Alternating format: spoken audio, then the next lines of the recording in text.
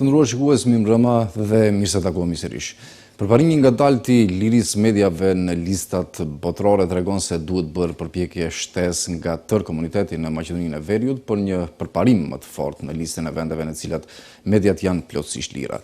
Sigurisht që situata e krijuar me pandeminë ka vështirësuar dukshëm punën e gazetarëve dhe informimin e drejtë, sidomos për shkak të lajmeve të rrënjshme që vazhdimisht kanë dezinformuar opinionin, ndërsa gazetarët kanë qenë objekti i fyerjeve dhe talljeve.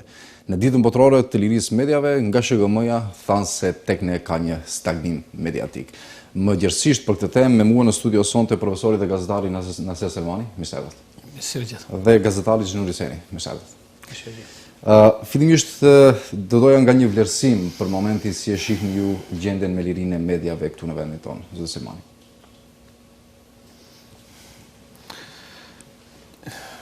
Nëse mund bëjmë një vlerësim kështu të përgjithshëm, nëse krahasojmë situatën tani me atë çka ka qenë para rënies së regjimit të Gruevskit, ka vetëm një dallim. Dallimi i vetëm është se televizionat nacionale në gjuhën maqedone nuk nisin edicionet e tyre të lajmeve me informacione kështu propagandistike. Ishte kryeministri, këtu propozoi ky, do të bëj këtë projekt, do të bëj atë projekt. Do thot, dallimi është vetëm ajo që kjo qeveri, si duket, ka një farë marrëveshje kështu të fshehtë me media, mjaftohet që të mos e kritikojnë. Puna tjetër është njësoj. E di pse është njësoj, sepse nëse e shikoni ju, analizoni rekomandimet e ekspertit evropian Prive, i cili në vitin 2015 doli me propozime konkrete se si të përmirësohet gjendja me lirinë e medias në Maqedoni, thuaj se nuk është bërë asgjë. Puna e parë Prive propozonte që të rregullohet çështja e reklamave.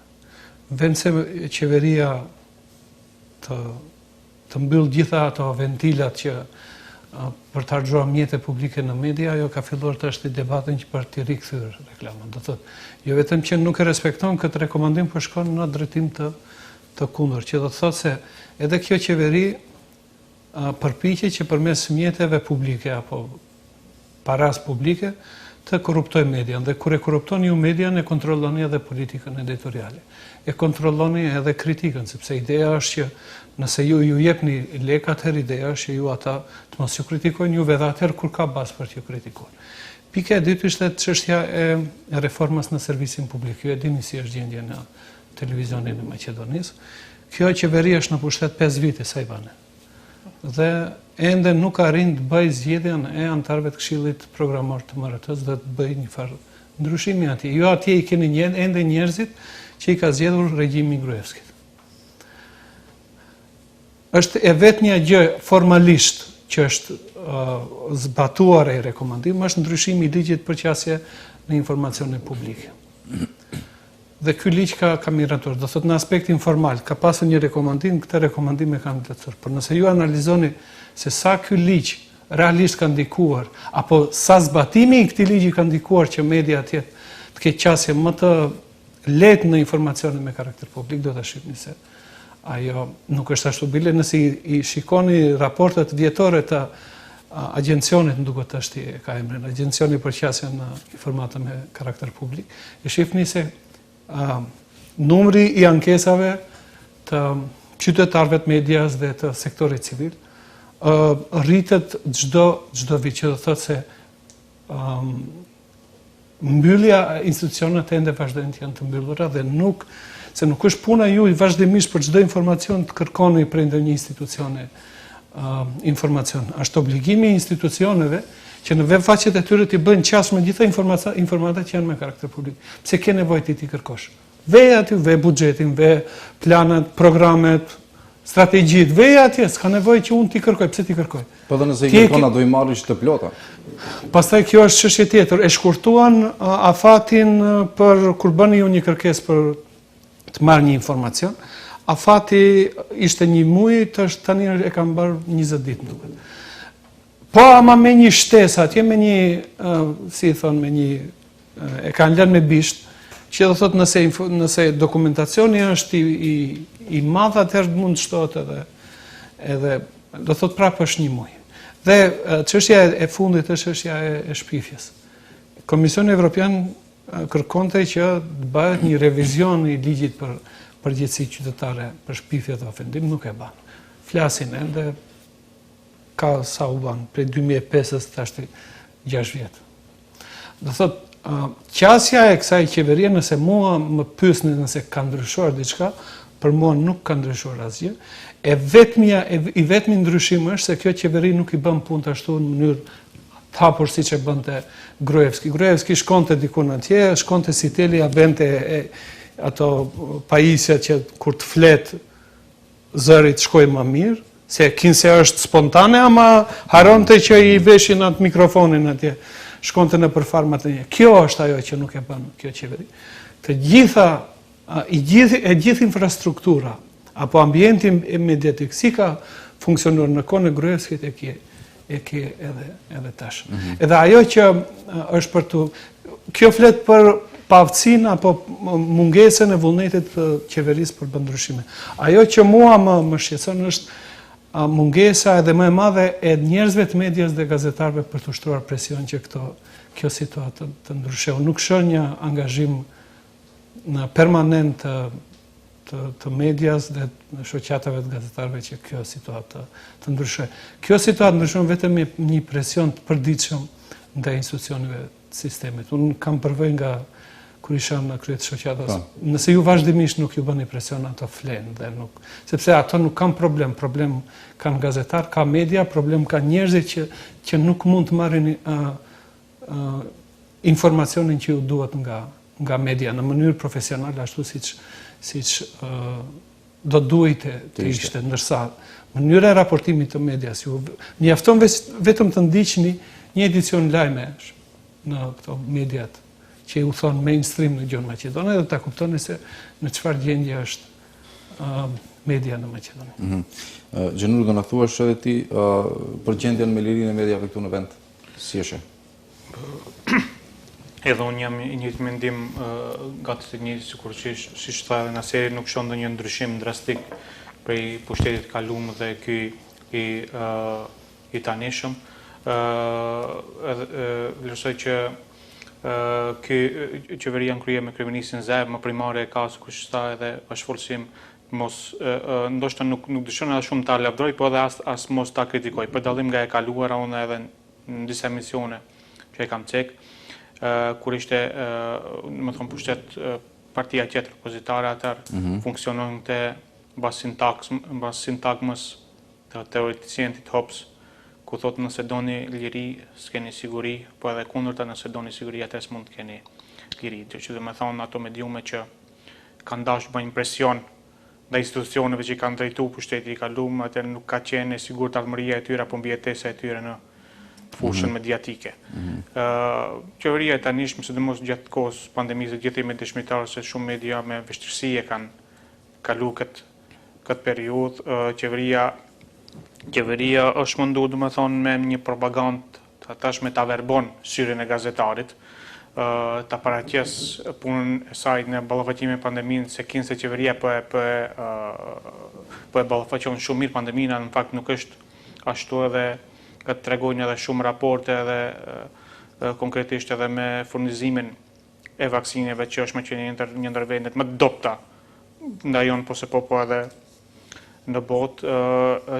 Kur flasim për gazetarët, qeveria qalon në të aspektin se si pas mendimit tim ato vaksinat pakta që kanë arritur në vend duhet në listën prioritare të ishin edhe gazetarët, sepse gazetarët, shumë gazetarë janë për çdo ditë edhe në teren duke i ndjek dhe me thonë politika ditore të funksionarëve shtetëror, dhe ato faktikisht edhe ballafaqohen me virusin, po nuk ka qenë në listën prioritare, kanë qenë krejtësisht dhe me thonë kategori tjetër e personave. Për ta desha vetëm një intervenim për ta bërë njerëzve më si thua më të prekshme atë për cilën flasim, se kjo duket shumë teorike. Do të mundohem ta elaboroj me një shembull. Javën që shkoja, apo edhe sa ishte 2 javë të fundit, media në mënyrë shumë kështu ishte bombardon të opinioni me një farë skandali të një Paunovskit. Po. 3 ditë me radhë. Çfarë ka bërë ai Paunovski? Është drejtori i inspektoratit punës edhe ai ka refuzuar vendimin e qeverisë për të vendosur apo për të shpërndar administrator të punësuar sipas marrëveshjes së orit. Edhe po e merrni ju e shikoni, analizoni mënyrën se si media, veçanërisht ajo maqedone, raporton për është totalisht propagandistike. Do thot, shtremrohet esenca e fenomenit, e bën hero njëri. A është një intrigant politik i klasit parë. Çfarë bëri ai? Ai nuk respekton vendimin e qeverisë, dhe është normale. Kur ju jeni në punë si qeverisë, qofshë edhe drejtor, nëse nuk zbaton vendimet e qeverisë, shkon. Ky njeri u bë hero, pse u bë hero? Se pas ka kthyer disa shqiptar të mos i vënë. Pse? Se qenë kanë ato shqiptarë jo profesional. Po mirë, ne 30 vjet flasim që administratën e kemi e profesionale. Në administratë ka më shumë maqedonë se sa shqiptar. Unë nuk e mbroj këto që i kanë këtë të listën, se unë nuk i di kush janë ata në listë. Dhe unë e besoj që BDI-ja atje i ka propozuar atë njerëz. Ne dim se çfarë politike kadrovike ka BDI-ja. Kjo është një muhabet tjetër. Ama ju nuk mund ta shndroni në viktim një intrigant politik. Edhe në opinionin kriju kjo bindje se ky njeri është ka guxim, është profesionist dhe nuk don ta partizojë inspektoratin. Edhe askush nuk e diskutonte se brenda inspektoratit ai vetëm ka pasur persona jo profesionist. Që ka punsuar vetë. Mërë njës, nëse ju e merrni raportin e Komisionit Evropian, vazhdimsi na thonë se administrata është e madhe, jo efikase, e partizuar. Po ky njeri, pse askush nuk shkoi ta pyet këtë Paunovskit, i thotë, mirë, ti në kuadër të partisë tënde, Lidhje Social-Demokrate, ke diskutuar ndonjëherë që administrata është e partizuar dhe duhet departizohet? Ka bërë ai diku ndonjë debat, diku ka konfrontuar ai me politikat e partisë tij që kjo qasë se këto punë nuk zgjidhen kështu, mua është më shtekur edhe nuk do t'i pranoj. Jo. Kjo punë bëhet duke hapur debat dhe duke përcaktuar strategji se si e para të shkarkohet administrata, se imagjinoni, ne kemi 2 milion, ne kemi 1,5 milion banor.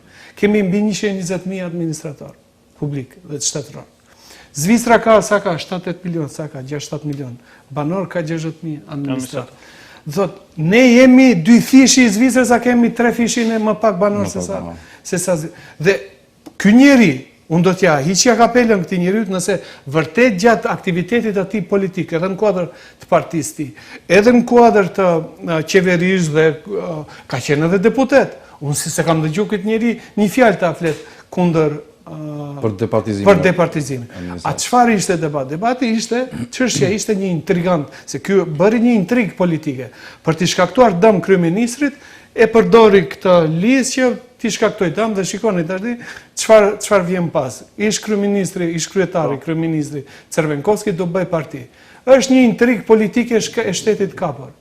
Edhe tashti VMRO-ja në anën tjetër, ato janë pjesë të njëjtit sistem të shtetit kapur. Edhe VMRO-ja dhe ky krau që bëhet, që është i pakënaqur tash me politikat e Zajevit.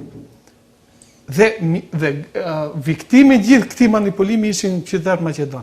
Nëse ju i ndiqni rrjetet sociale, ato më kanë krijuar këtë bindje se vërtet ai njeri është profesionist. Dhe si fakt duhet përmend edhe Zanafillën, sepse ai e ka këtë urrëtie patologjike ndaj shqiptarëve, sepse para disa viteve kur ishte deputet, nuk e di, funksionari i LSDM-s, ai ka pasur një incident me shqiptarët e Tetovës. Kjo mund edhe t'jetë një element shtesë. Qatë hera ai vazhdimisht, domethënë, proklamon këtë urrëtie dhe ama motivi nuk është ajo, se media profesionale e ka problemin në themel, në rrënjë. Çfarë kërkoni ju? Kërkon departizim. Kur keni folur ju kundër departizimit? Po ju keni punësuar njerëz të Lidhjes Social-Demokrate. Ai dëshiron mua të më bind se njerëzit e Lidhjes Social-Demokrate janë profesionistë, po ne dim si edhe Partitë Maqedone si bëjnë rekrutimin e kuadrave në administratën publike. Po nuk jeni ju njeri i partisë, antar i partisë. Po nuk jeni aktivist i partisë, ju nuk punësoni në administratën publike. As të maqedonësit, as të shqiptarët, as të turqët, as te rom, kështu është. Deri edhe imagjinoni në një situatë kur është kjo kështu, ju shitni demagogji politike dhe media vjen që t'i vej një, si thush, një barierë, thotë jo, kjo manipulim nuk mund të kaloj, po e vërteta është kështu. Dhe raste si kjo e paunos këti ke ju për çdo ditë kemi, për mënyrën jo profesionale të raportimit të medias. Ku është faji për këtë gjendje të mediave? Tani, duhet ta detektojmë fajin apo jo? Faji është te shteti i kapur. Maqedonia është shtet policor, unë vazhdimisht këtë them. Atëherë do të thotë u imponohet gazetarëve? Sigurisht. Dhe mediave sistem. Nuk mund ju të keni media të lira në një vend që nuk është demokratik. Nuk mund të ketë media të lira në një vend që nuk ka institucione funksionale demokratike. Nuk mund të ketë media të lira në një vend ku gjyqësori është i kapur. E shikoni ju sot çfarë vendimi mori gjykata e Shkupit kundër atyre që dhanë pasaporta gjithë mafiozëve të Ballkanit. 2 vjet, 1 vjet e gjysmë. Është skandaloze. Hini ju shikoni raportimin e mediave do të shihni se. Thoni sikur kanë raportuar se ka zënë thumë dikush në rrugë atje, në shesh edhe i ka bile ai incident do të shkaktonte më tepër. Ajo është skandal par excellence. Dhe që media thotë kjo është tallje me drejtsinë. Kjo është një skandal i jashtëzakonshëm. Do thotë pse është i rëndësishëm? Nuk mundeni ju jetimin ta kufizoni vetëm në ata që kanë fotografuar dhe ata që u kanë marrë dhënat njerëzve, atyre mafiozëve që u dhënë. Ka një filtr të gjatë të provimit të dhënave dhe të aprovimit dhe të ndërtimit atyre dhënave në pasaporta. Janë shumë institucione, shumë sektorë në kuadër të Ministrisë së Punës. Si është e mundur që ato pasaportat prodhon pa dijen e kryeshefave, bile edhe të ministrit? Jo, ajo është e pamundur. Ajo është e pamundur, do thotë ne e dimë që është e pamundur dhe këtë aferë më mundohen ta mbyllin vetëm me dënimin me 1 vjet e gjysmë. Disa nënpunësve. Disa nënpunësve atyre që kanë fotografuar njerëzit me pasaport. Do thotë nuk mund të ketë media të lira, po nuk demontohet sistemi, shteti policor. A shteti policor dhe demontohet atëherë kur gjithë ata që janë të akuzuar për krijimin e këtij sistemi të shkojnë në burg. Është një gjë e mirë që ka shkuar ky që është brenda Mjallkovi edhe Rashkovski. Edhe ky Rashkovski. Jo, ky biznesmeni. Kamçev, po. Po e gjithë aktiviteti apo gjithë aksioni politik tash edhe i opozitës, edhe i këtij kraut lidhje socialdemokrate që bëhen tash patriot se nuk e japin, se deri 30 vjet nuk e dhanë emrin, në fund e dhanë, thamë do ta humbim identitetin, po identiteti nëse është humbur, ai njerë më është humbur. Nuk mund të humbish diçka 2 herë. Po dhe me Bullgarinë tani. Thonin që nëse ndrojmë emrin, do ta humbim identitetin. A u humb as u humb, ç'a u bë? Dhe tash jo nëse na e marrin Goce Delçemi do të humbim identitetin. Këto janë intrigantë politik, këto janë njerëz të shtetit të kapur. Ky shtet ende kontrollohet prej strukturës krijuar në Maqedoni, nga 45 deri në vitin 90. Këtu nuk kemi demokraci, ne kemi këtu show. Ajo që mua më prek unë në një mënyrë apo tjetër përpiqem ta kuptoj palën maqedone, sepse përmes këtyre trukeve ajo përpiqet të mbrojë interesin e maqedonësve, që është një rrugë e gabuar, po është debat tjetër ajo. Po unë nuk e kuptoj pse shqiptarët kanë nevojë që partia shqiptare në pushtet është shtylla më e fortë e shtetit kapur. Pse si i kanë korruptuar. Dhe në këtë situatë ju kur nuk keni reforma në sistemin, si është e mundur ju të thoni që kemi bërë reforma në sistemin e sigurisë dhe shërbimeve sekrete, a i bën ato, i bën para 2 vjetëve. Edhe si është e mundur të është ky sistem i reformuar të jep 215 pasaporta mafjes ballkanike. Dhe thotë këta për ndryshuar ligjet. As hapi i parë nuk është bërë. Por realisht ajo tregon se kot janë ndryshuar ligjet, sepse këto nuk udhëhiqen mbas kushtetutës dhe ligjeve. Se po qeverisë e Maqedonia mbas kësaj kushtetute, edhe kështu si është, edhe ligjeve kështu si janë, ne do të ishim një shtet demokratik. Po këtu s'ka rëndësi se çfarë ligji dhe çfarë kushtetute është në fuqi. Këtu është krijuar një shtet policor që është paralel, i cilin shkel ligjin, shkel kushtetutën çdo ditë. bazë ditore, edhe nuk përgjigjem. Pse? Sepse ata janë pronarë të vërtet të këtij shteti. Edhe derisa Maqedonia, unë të them të drejtë, nuk dua t'i mashtroj njerëzit se ky shtet ka vullnet dhe ka kapacitet ndoshta edhe mund të ketë, ka vullnet për të bërë reforma, sepse po bëhen reforma, unë ju garantoj se shumë njerëz duhet mbarojnë në burg. Jo vetëm që nuk do të jenë deputet, ministra, njerëz që na shesin kështu pralla nëpër media, po duhet ta zënë vendin atje ku e kanë. Dhe sigurisht që ato bëjnë rezistencë. Dhe kjo rezistencë e mos reformimit ka edhe karakterin etnik. Sepse ky sistem jetë demokratik ju shkon për shtati strukturave politike maqedone. Kush është në burg? Kush dënon? Ai më tregoni mu një rast që gjykatat kanë dënuar një maqedonas me burgim të përjetshëm. E dini se këtë janë shqiptar? S'mbaj mend, unë nuk mbaj mend. Po ja dhe unë nuk mbaj mend. Pse ndodh kështu? Ja tash u bëri gjykimi i monstrës. Okej. I kanë dënuar njerëzit me burgim të përjetshëm sërish, pa asnjë fakt të ri. Sepse gjykata supreme ju tha, shikoni, me këto fakte që keni nuk mjafton. Gjeni fakte të reja.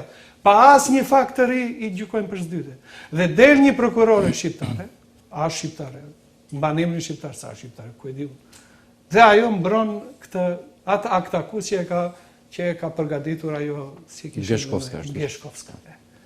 Edhe ju pastaj vini thoni po si është e mundur kjo. Kjo është e mundur sepse shqiptar po tregojnë të paaft për të organizuar dhe për ta luftuar shtetin e kapur. Elitat, ato që e kanë shpallur veten elita politike shqiptare këtu në Maqedoni, unë ju garantoj, janë shtylla më e fortë e shtetit e kapur. Jo rastisht, Ali Ahmeti del thot se ata që hynë dhe deshën të bëjnë grushtet në kuvend, nuk janë terroristë. Nëse ata nuk janë terroristë, nuk di kush janë. Atëherë çfarë është terrorizmi? Atëherë çfarë është terrorizmi? Po, gjë nuk dëshoj të thosh. Unë desha të ndërlidha me atë që tha Naseri, nga gjithë kjo që tha, mund të themi se qeverinë vetëm në një gjë mund ta përgëzojmë se është e jashtëzakonshme në propagandë. Domethënë, me propagandë gjithëpërfshirëse mundohet ta verbon edhe syrin, si thash edhe syrin e gazetarëve dhe edhe me këtë ta mbuloj dështimin e funksionarëve qeveritar. Unë e kam vërejt edhe një fakt, se qeveria faktikisht me propagandë janë as shtaf sa që edhe mjegullun ta mjegullojnë ata. Në çdo paraqitje publike, për shembull, parasysh çfarë dolëmia, shëndetësi, bujqësi, blegtori, kulturë, sport, në shumë të raste kanë vënë pjesë konferenca përgjigjet vetëm kryeministri.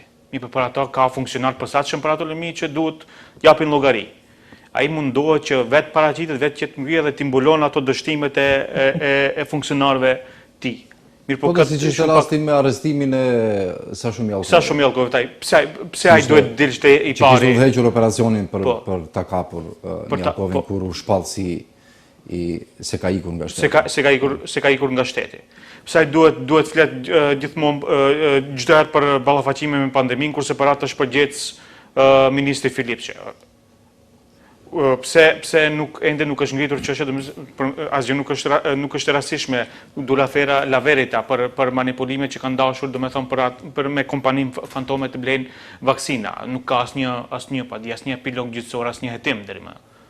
Dhe imagjinoni thot, nuk ka skandal se parat janë kthyer. Po, ama njëri mos zbuloj. Imagjino sot vëmërën thot $65 një vaksinë do të bëj. Por tentimi është bërë. Sikur të kalonte ky skandal. Ky manipulim, ky keq përdorim. $65. Është edhe një çështje shumë e prekshme padyshim, të cilën e paralajmërova edhe në fillim të emisionit, do thotë puna e raportimit gjatë kohës së pandemisë.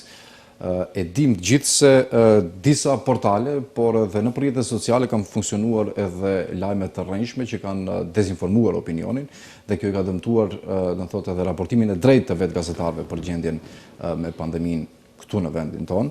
A ka ndonjë formë që i ndëshkon, do thotë, ose i lufton këto portale dhe dezinformata? Mzu goja lesh duke përsëritur vazhdimisht.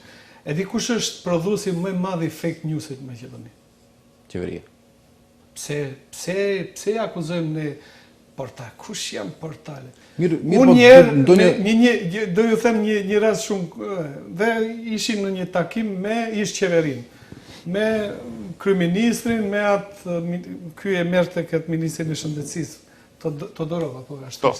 Edhe ai filloi këtë muhabetin e fake newsit, dhe them mirë, a ka mundësi të më jepni them kumtesën e fundit të qeverisë dhe unë do ju bim tash se gjysmë ose më shumë se gjysmë është fake news. Edhe ato çuditën si bjerë. Ja unë s'po e lypi. Cilën ju doni të më jepni një kumtesë që ju e keni shkruar, unë them do ju bindi se kjo është fake news. Problemi ajo që është manipulim që mua më pengon me këtë punën e fake newsit, është se sikur neve tash e kemi zbuluar se media rren, se media mashtron.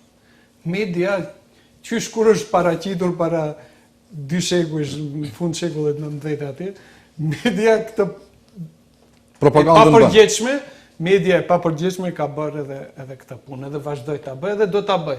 Sepse ne ende njerëzimi ende nuk e ka shpik sistem i cili nuk rren, nuk gënjen, se ç'është e vërteta, atëherë duhet ta diskutojmë ne ç'është a ka të drejtë absolute. Ç'është e vërteta?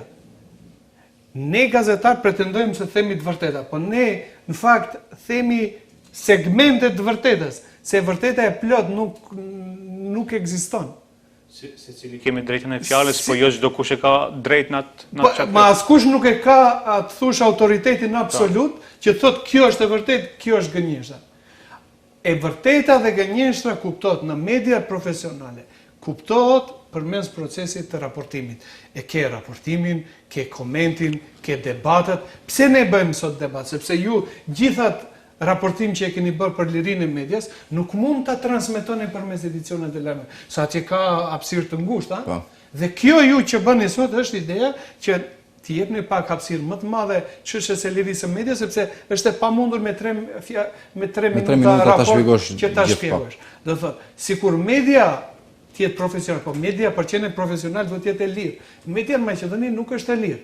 Është e kapur në mënyra të ndryshme, qoftë përmes lidhjeve me partinë, qoftë me parti, sepse janë mjete propagande të partive, qoftë përmes lidhjes me qeverinë për finansimin, dhe qoftë bile edhe unë e shoh edhe një lidhje tjetër, kuadrave apo aparatçikëve apo si u thon sekretarëve partijak të veshur me petkun e gazetarit nëpër media. Dhe kjo ka njerëz, ka shumë prej kolegëve tanë që bëhen gazetar dhe pastaj bëjnë punë tjera për partinë, për ndonjë institucion. Dhe thotë, në këtë situatë kjo është një situatë apo është një gjendje e smurë. Ne nuk jemi në gjendje ta kuptojmë se ne jemi të smurë. Dhe një person që nuk e pranon se është i smurë, ai nuk kërkon edhe kurrë, nuk kërkon edhe shërim. Çështja e fake newsit është për mua është fake agent. Fake mashtrim është. Se unë nuk them që nuk ka lajme të rrejtë. Po kjo fryrja e këtij muhabeti është për t'ja mjegulluar shikimin opinionit publik. Kur përmendet edhe për raportimin, domethënë gjatë kohës së pandemisë, mund të them se edhe rezultati deri para pak muajsh kishim edhe shumë një përqindje e madhe e qytetarëve që nuk besonin se ende ka virus, se ende ka pandemi. Pse ndodh kjo? Po, pse ndodh kjo? Unë e kam vërejt një fenomen, sepse është e publik se disa televizioni janë më shumë pro qeveritar, pastaj kemi shumë televizionet pakta që kanë qenë ende janë mbalë me tani më partinë në opozit. Shembull del një ekspert infektolog të një televizion dhe thotë maska nuk është detyrueshme në hapësira të hapura, në ambiente të hapura. Pas një ore del një tjetër infektolog të një tjetër televizion dhe thotë maska duhet vendoset, patjetër duhet vendoset. Dhe tani lind hamendja te shikuesit, kujt t'i besojnë? Cilit ekspert? Që të dy para opinionit paraqitin ekspert. E di ku është problemi, pse njerëzit besojnë se nuk ekziston virusi? Pse Bill Gatesin pastaj është edhe niveli. Kjo sigurisht unë do doja që do të diskutojmë pak më gjithësisht rreth kësaj. Kjo është, unë mendoj se burimi, arsyeja kryesore pse njerëzit besojnë këtyre mashtrimeve, është se nuk kanë besim në institucione. ti nëse përpiqesh të mblesh mu vaksinë që është $5, kur ajo kushton $5, Nëse ke tentuar... edhe nesër më tregon mu se si duhet të mbrohem prej virusit, njerëzit thonë, hajt, shif punën, se ti s'ke dertin e shëndetit, ose si mundet po ti ke dertin e pushtetit tënd. Mos si të vjedhësh baran publike. Do kthehemi në studio pas një hapësire të shkurtër publicitare.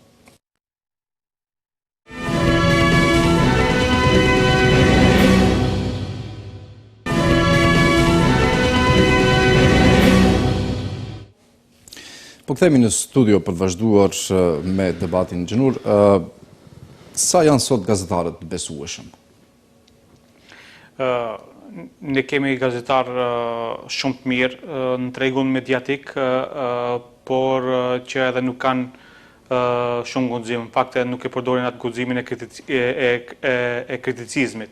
Duhet dim se media është, si thome, fuqia e katërt, ndërsa dikush që mendonte në kaluarën se është më i fuqishëm se fuqia e katërt, tani më ndodhet në Hungari. Do të thonë,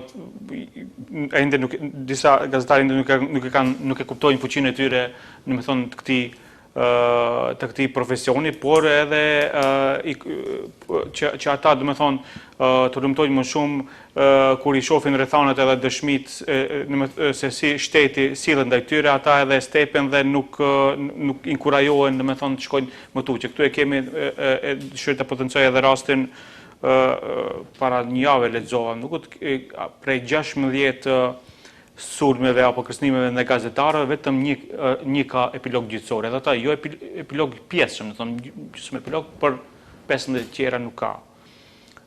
Nuk ka epilog gjyqësor dhe kjo është një inkurajim për këto gazetarë, do të thonë që të interrogojnë apo të hulumtojmë edhe më shumë për ato probleme që vazhdimisht na tangojnë. Kur jemi te gazetaria ulumtuese, unë nuk di nëse kemi ne gazetari në Maqedoni. Këto që thonë se bën gazetari ulumtuese, ajo është film. Ka pasur ndonjëherë? Shiko, ka pasur, do thot, ajo që është paradoks. Do thot, në fillimet, kur Maqedonia hyri në këtë, nisën këto proceset demokratike, vërtet ka pas gazetar dhe media të guximshme të cilat kanë ditur edhe të sfidojnë pushtetin, se me opozitën t'i kollaj merresh. Se opozita s'ka pushtet, po pushtetin, do thot. Me kalimin e kohës, kjo ka rënë. Dhe ajo që tha është shumë e rëndësishme Xhenuri. Do thot, ç'është mesazhi i asaj që për 16 sulmeve një ka filluar të procesohet si land. Mesazhi është sulmoni gazetar. Ky është mesazhi që kjo qeveri u thot atyre që sulmojnë gazetar. Vazhdoni të sulmoni se ne ju mbret. Nuk do të shkoni në burg për shkak të sulmeve kundër gazetarëve. Dhe ju pastaj flisni, thoni, po pse ne jemi në këtë gjë? Ato kanë krijuar, faktikisht në Maqedoni kanë krijuar ashtu kushtet pa mundshme për të bërë gazetari. Ne që mundohemi ndonjëherë tek tuk atje këndej të flasim ndonjëherë, ne jemi, ato si thonë, se ato ishujt e izoluar. Por mainstream media është totalisht e kontrolluar. Nuk mund, unë bile jam edhe skeptik që ky shtet mund të transformohet në mënyrë. Më kujtohet më kur ndodhen sulmet, këto incidenti në Kumanova, kur ajo me në lagjen e Trimave? Në lagjen e Trimave, dhe thash, isha në Kosovë, dhe thash Maqedonia duhet shpalla protektorat. Dhe seriozisht e mendoj këtë. Maqedonia nuk mund të demokratizohet përveç se të vijë dikush jashtë edhe. Këtë strukturë kriminale që është ndërtuar në institucionet e sistemit Japonin, Amerikanët hynë më ushtar dhe Gjermanin njësoj. Nuk du ta krahasoj se këto kanë bërë lloj krimesh. Ai sistem komunist që është ndërtuar, Serbinë e keni ende shtat komunist. Imagjinon, ju e keni një Vučić atje që ka qenë në partinë e Sheshelit, ai i cili nuk pranon krimet kundër bosnjakëve që janë bërë. Dhe ke një Serbi e cila ende është mes do në tullet në dy karige. Pak me Rusin, pak me Perëndimin. Dhe ne, ajo që ne bëjmë, them gabime kur bëjmë analiza pse ky shtet kështu mbaron gjithherë në përqafim të Serbisë, pastaj prej Serbisë nga lëviz ajo lidhje, ne mund vetëm të paramendojmë, është paaftësia e këtij sistemi që të shkëput lidhjet me ish sistemin komunist. Të njëjtin probleme e kanë edhe në Shqipëri. Në Kosovë janë pak më guximtar. Jo e shifni në Kosovë doli Albin Kurti prej Kiçit për një parti dhe fitoi. Pse në Shqipëri nuk del një parti e tretë? Pse në Maqedoni nuk del një parti e tretë? Pse sistemi policor i ndërtuar në kohën e komunizmit ende i kontrollon gjitha velat e pushtet, të gjitha. Imagjinon, lexova një lajm që më erdhi me që do thotë nuk dia është nuk dija atë qeshëm a çaj. Tash mbas 30 vjetëve në Shqipëri janë mbledh disa historianë të regjimit bolshevik që do ta rishkruajnë historinë e shqiptarëve. Edhe imagjinoni, në atë grup historianësh nuk është Elena Gocaçi. Një ndër historianët më produktiv të shqiptar që e ke aktualisht. Që më mirë e njeh antikitetin, historinë antike, që ka bërë libra. Dhe mira ma bolshevikët e Enver Hoxhës, që ende kontrollojnë Akademinë e Shkencave, kontrollojnë Institutin Albanologjik, këte e thënë, kjo është studius jo i besueshëm. Kjo është e vërteta, ne mund të zbukurojmë si të duam, po kjo është e vërteta. Dhe paaftësia ne që këtyre njerëzve të atregojnë vendin ku e kanë, në ka sjell në këtë deregje. Paaftësia, se shiko, ky sistem që është mbajtur në Maqedoni, është sponsorizuar prej dikujt. Pastaj ju thoni po edhe faktori ndërkombëtar. Faktori ndërkombëtar, po, ka pasur raste kur faktori euro-amerikan ka qenë interesuar që Maqedonia të reformohet. Ama ju kur një herë u japin një shansë nuk e shfrytëzoni. U jep shansën e dytë nuk e dështoni. Tretën dhe edhe ata janë njerëz. Dhe ata thonë, po mbasi nuk dojnë. Le të qëndrojnë kështu me ato kanë mënyra. Vjen një non-paper, pastaj paraqitet. Ajo puna e non-paperit është diçka tjetër. Veç duhet të jesh qorr që të mos e kuptosh sa ato janë, ai non-paper vjen prej lindjes. Se shumë e thjeshtë është për ta pasur cili është qëllimi. Nëse ju hyni në shkëmbim territorësh dhe shkëmbim apo ndrim kufive, dihet se ajo nuk bëhet me lule. Do të dalin në kufi dhe njerëzit do të shkëmbejnë buqeta lulesh, sepse do duhet të ketë edhe shkëmbim popullsish, se jo nuk mund në mënyrë ideale ta tërhiqni atë vijën ndarse, se do mbesin njerëz edhe nanën e gabuar, edhe ata njerëz që do mbesin nanën e gabuar, ato nuk do të dërgohen në anën tjetër me buqeta, apo dihet se si do dërgohen. Dikush do vritet, dikush do masakrohet, dikush do përzihet. Kjo është ajo është diçka krejt tjetër, ajo është pse Serbia ka interes që ti, se Serbia realisht ka ushtri e cila mund të imponojë këtë realitet. Ne kush ka në Ballkan këtu? Këto thonë do të bëjnë Shqipërinë e madhe. Këto Edi Rama e Thaçi e kush janë. Pa, Shqipëria e madhe bëhet me ushtri, këto kanë ushtri për ta bërë punë. Atëherë, nga gjithë kjo që u tha për lirinë e mediave këtu te ne, duket se mjaftueshëm pa shpresë, ndoshta jo, por duket se mjaftueshëm vendi ka ecur në listën e reporterëve pa kufi, do të thotë që nga viti. Mjaftueshëm dy vende. Ose nga viti 2000. Pa ata e kuptojnë se ata përpiqen të jenë korrekt. Ata e kuptojnë se kjo qeveri nuk është e njëjta ashtu siç ka qenë edhe ajo qeveria tjetër.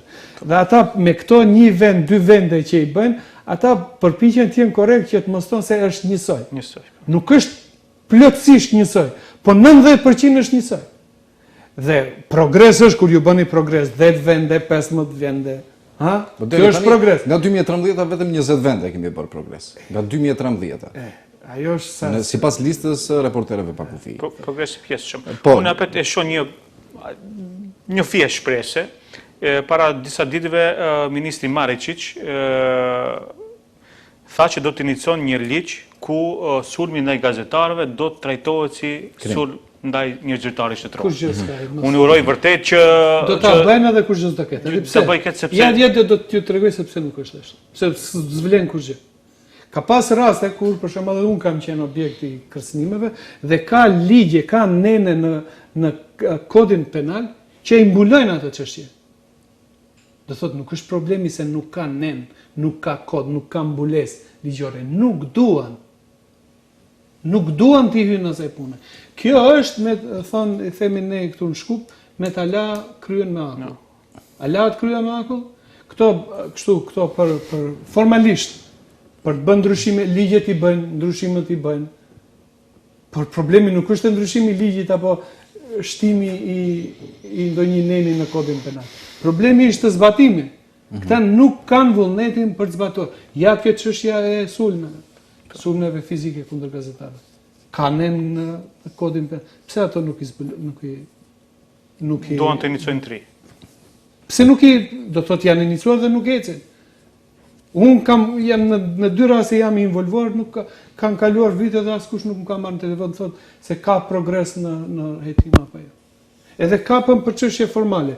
Prokuroria i shkruan policisë, policia kthen shkresën prokurorisë dhe bëjnë lojë mes veti. Kalojnë vitet, vjetrohet landa, mbyllet edhe kërkuj kurrë. Do të ideja është ky sistem, ideja e këtij sistemi është që të mos ketë gazetar të lirë. Gazetari kur të shkruaj duhet të ketë frikë. Ideja është që të nxisin vetë cenzurë të gazetarët. Ata që do flasin kështu si flasim ne, ata janë rastet izoluar dhe ata e dinë që unë e ti nuk ju bëm problem. A di kush ju bëm problem nëse 70-80% e gazetarëve flasin. Atëherë do të bëhet ndryshimi me 2 vetë, me 3 vetë, me 5 vetë ndryshimi nuk vjen. Dhe ata e dinë saktë se çfarë bëjnë.